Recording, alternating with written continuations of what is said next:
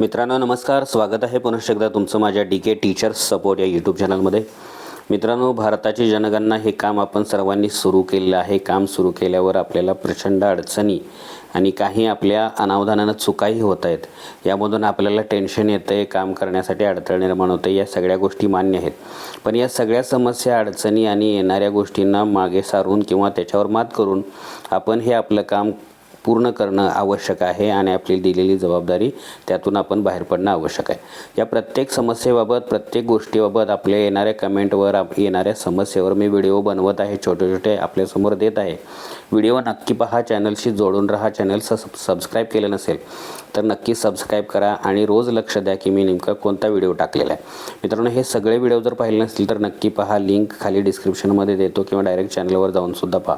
आज आपण पाहणार आहोत की सेन्ससमध्ये ॲपमध्ये काम करत असताना, HLO ॲपमध्ये काम करत असताना जे महत्त्वाचे एक 3-4 प्रकारचे जे क्रमांक आहेत, या क्रमांकांचं नेमकं अर्थ किंवा या क्रमांकांची नेमकी माहिती, कोणते क्रमांक एकमेकाशी जुळले पाहिजेत, नाही जुळले तर काय, या सगळ्या बाबतीत आपण यावर माहिती घेणार आहोत. त्यासाठी मी HLO ॲपचा जो पहिला फोटो आहे तो तुमच्यासमोर ओपन करतो. हा मित्रांनो, सगळ्यात महत्त्वाचा हा फोटो आहे.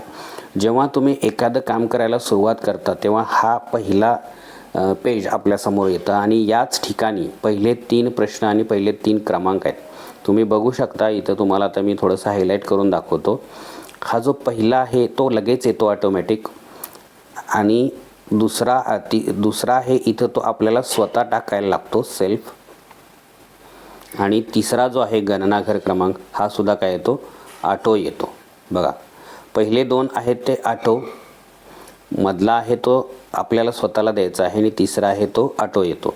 आणि चौथा एक जो क्रमांक आहे जो संपूर्ण काम झाल्यावर येतो तो म्हणजे कुटुंब क्रमांक. आता हा कुटुंब क्रमांक सुद्धा ऑटोमॅटिक येतो. तो कोणाला येतो, जे घर आपण निवासी म्हणून भरतो, ज्याच्यामध्ये माणसं राहत आहेत, त्यातली माहिती, कुटुंब प्रमुखाचं नाव वगैरे भरला की त्या गणनाक्रमासाठी एक कुटुंब क्रमांक तयार होतो, तो सुद्धा ऑटोमॅटिक होतो.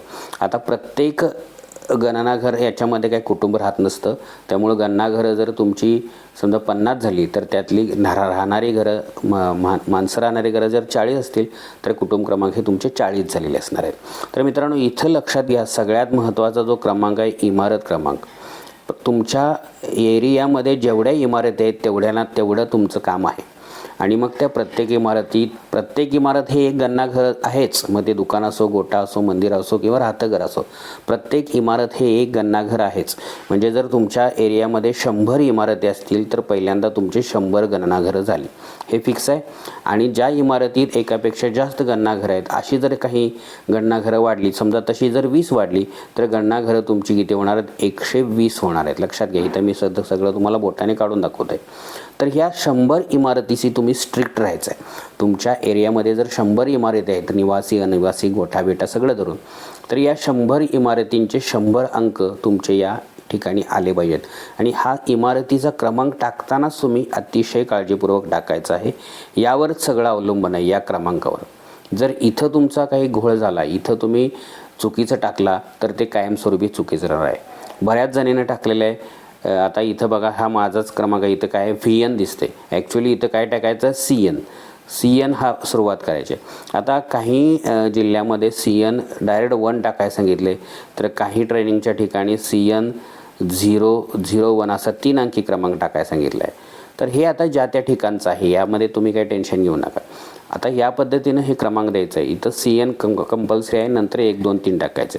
आणि इमारत क्रमांक जसे तुम्ही इमारतीवर टाकलेले आहात किंवा टाकत जाणार आहात किंवा आधीच टाकले असेल, त्याचप्रमाणे इथं क्रमांक देत जावा.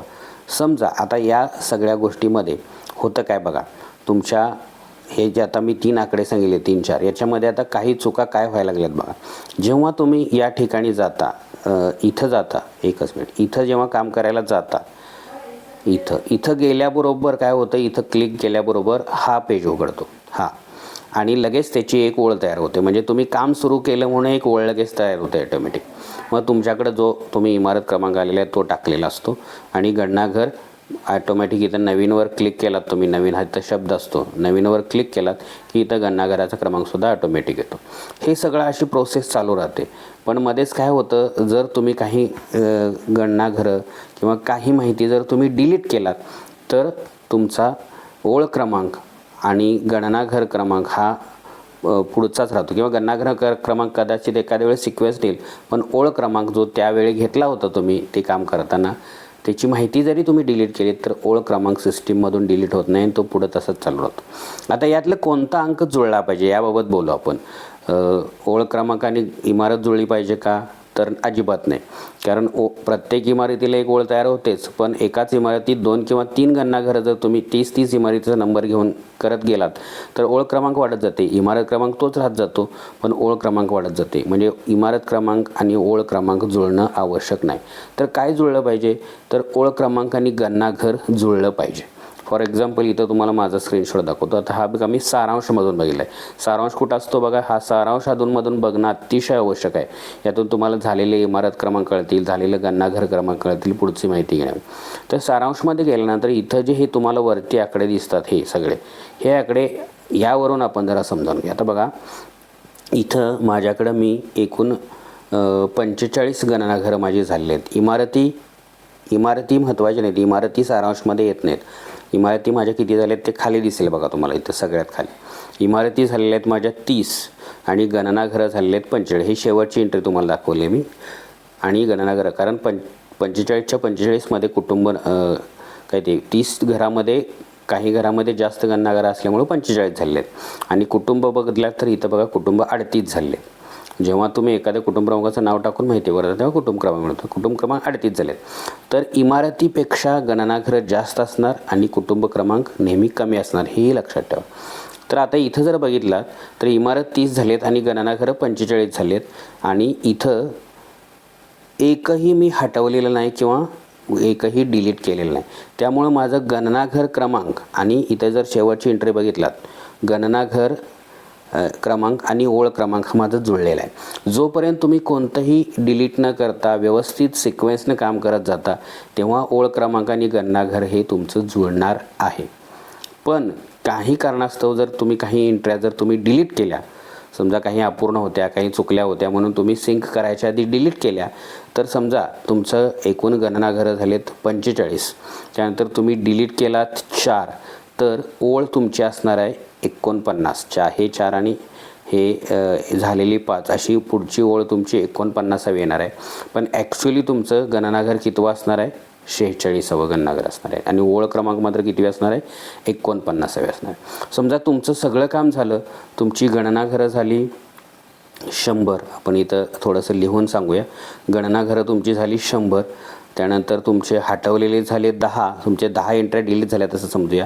आणि इमारती झालेल्या आहेत तुमच्या 80. तर आता हे तुमचं काम सादर करताना कशा पद्धतीने करावं लागेल बा. इथं तर टोटल आकडा काय झाला तुमचा, एकूण इथं 100 आणि 80 इमारती आणि गणनाघरं 100 आणि हटवले 10. आता एकूण जेव्हा सिंक कराल तुम्ही तर सिंकमध्ये दिसणार आहे 190 दिसणार आहे सिंकमध्ये. पण तुम्ही काम ॲक्च्युली किती केले, 180चं, पण सिंक केलेला डाटा 190 दाखवणार आहे. तेव्हा तुम्ही पर्यवेक्षकांना किंवा तुमच्या उच्च अधिकाऱ्यांना सांगून दिलं पाहिजे की सर ॲक्च्युली माझं काम हे 180चंच आहे, पण माझ्याकडून 10 एंट्रीज डिलीट झाल्यामुळं हे 190 दाखवत आहे. पण माझ्याकडं ॲक्च्युली इमारती 80च आहेत. नकाशामध्ये तुमच्या 80च इमारती दाखवल्या गेल्या पाहिजेत. आणि इमारतीच्या खाली कंसामध्ये जे तुम्ही गणनाघराचे आकडे दाखवणार आहेत 1 कंसात 2 वगैरे, त्याची बेरीजची काय झाली पाहिजे, 100 झाली पाहिजे. या पद्धतीने काम करा. जर डिलीट झालेल्यामध्ये काही आकडा तुमचा दिसत असेल, ओळ पुढं गेली असेल तर अजिबात आता टेन्शन.